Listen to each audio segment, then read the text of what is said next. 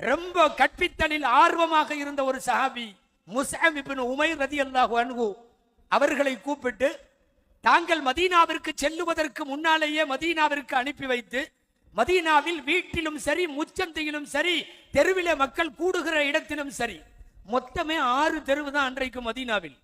6 தெருவின் மூலையிலும் முஸ்அப் இப்னு உமைர் அமர்ந்து வருவோர் போவோருக்கெல்லாம் மார்க்கத்தை சொல்லிக் கொடுத்தார்கள்.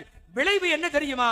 பெருமானார் மதீனாவிலே நுழைவதற்கு முன்னாலேயே ஒரு பெருங்கூட்டம் தலால் பத்ரு பாடிக்கொண்டு, பெருமானாரின் வரவேற்பு கவிதை வாசித்துக் கொண்டு ஒரு பெருங்கூட்டம் மதீனாவிலே தயாராக இருந்ததல்லவா?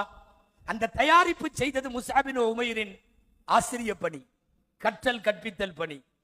அதற்கு பிறகு உங்களுக்கு தெரியும், திண்ணை மதரசா துவங்கப்பட்டு ஒரே நேரத்தில் 200க்கும் மேற்பட்டவர்கள் மார்க்க கல்வி படித்த திண்ணை மதரசா உலகத்திற்கு பல்வேறு பல்கலை வித்தகர்களை உருவாக்கி தந்தது அந்த திண்ணை மதரசா.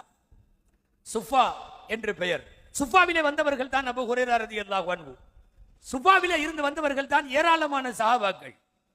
அப்படியே மதரசாக்கள் படிப்படியாய் வந்து வந்து வந்து உலகம் முழுக்க வியாபித்தது. ஸல்லல்லாஹு அலைஹி வஸல்லம் நம்மை விட்டு அவர்கள் அல்லாஹுவை தேர்ந்தெடுத்து கொண்டு அவர்கள் ரவுதாவிலே மறைந்து விட்ட ஏறத்தாழ 300 வருஷம். 300 வருஷத்தில் உங்களுக்கு வரலாறு உலமாக்களுக்கு தெரியும், அஸ்ஹர் யூனிவர்சிட்டி உருவாகிவிட்டது. ஜாமிஉல் அஸ்ஹர் 3வது நூற்றாண்டு 300களிலே உருவாகிவிட்டது.